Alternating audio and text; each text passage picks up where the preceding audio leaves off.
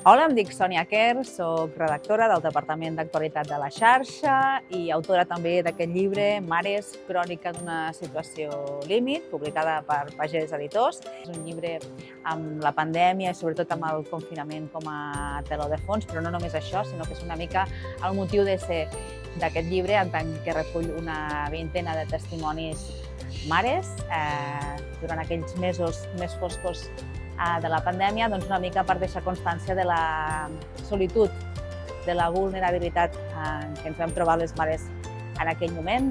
Un dels testimonis que apareixen en el llibre és la Jèssica Font, mestra d'infantil, mare del Guiu. Va tenir moltes dificultats per iniciar i consolidar la lactància materna, fins al punt que un dia el seu fill, gairebé per tal coneixement, es desmaia als seus braços per una baixada de sucre.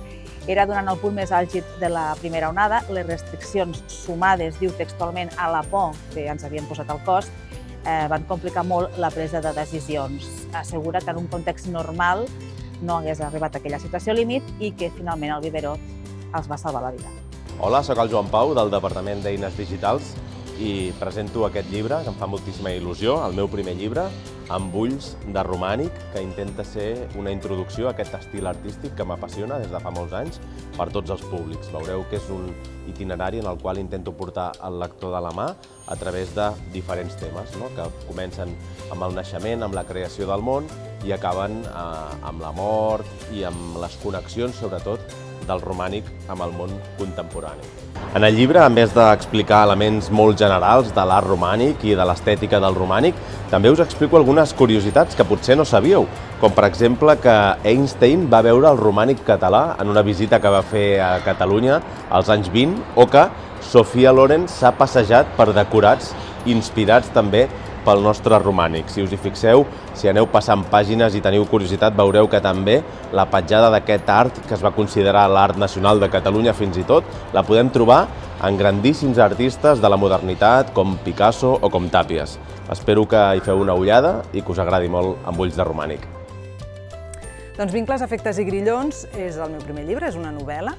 El títol és molt explícit en aquest sentit perquè és un llibre que ens parla de com la institucionalització de les relacions de vegades acaba corrompent-les, i això ens passa tant en l'àmbit de la parella com en l'àmbit de les relacions laborals, com també amb algunes amistats, amb qui conservem aquesta amistat justament pels anys que fa que som amics, com si ens haguéssim guanyat aquella plaça per antiguitat, per exemple. És un llibre també molt trapassat per la memòria física, però també pels records, és a dir, per la memòria més metafòrica i per la memòria històrica. Un dia jo em trobava a les Terres de l'Ebre, en un restaurant, vaig voler tastar la paella de cranc blau, que és una delícia gastronòmica de la zona, i resulta que no servien paelles individuals.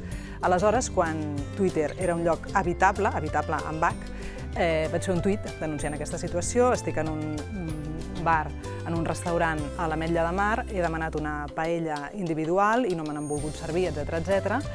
I no sé si compartir una paella amb el desconegut de la taula del davant. I llavors algú que avui és un escriptor eminent, bé, ja ho era aleshores, em va respondre aquest tuit i em va dir: això és un bon inici per una novel·la.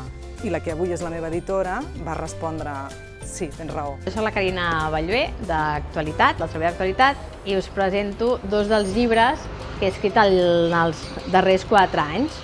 Aquest és l'últim, és el del Pla de Barris, és un encàrrec del govern municipal encapçalat per l'Ada Colau, dels Comuns, i se'm va encarregar fer un dels 10 llibres de la col·lecció de mandat, en aquest cas sobre un dels projectes del seu govern, que va ser el Pla de Barris. L'altre llibre que vaig escriure fa 4 anys és un llibre en el que s'entrevisten a 10 dones relacionades amb la intel·ligència artificial, expertes en intel·ligència artificial o també en dades obertes, gestió de dades o coneixement, Big Data en general. Són 10 dones que són de les més potents de Catalunya. És un encàrrec que em va fer la Generalitat de Catalunya, el Departament de Govern Obert, amb l'objectiu d'explicar, o que elles expliquessin, la necessitat d'obrir les dades, de tenir dades obertes per poder valorar, per poder experimentar amb aquestes dades i sobretot parlar d'aquest biaix de gènere que hi ha en totes les dades que es recullen, no? Aquesta necessitat d'obrir les dades però de fer-ho amb una mirada de gènere perquè, sobretot, totes les enquestes, per exemple, doncs, no es recull aquesta mirada de gènere i és molt important per poder valorar tot doncs, amb la seva idoneïtat.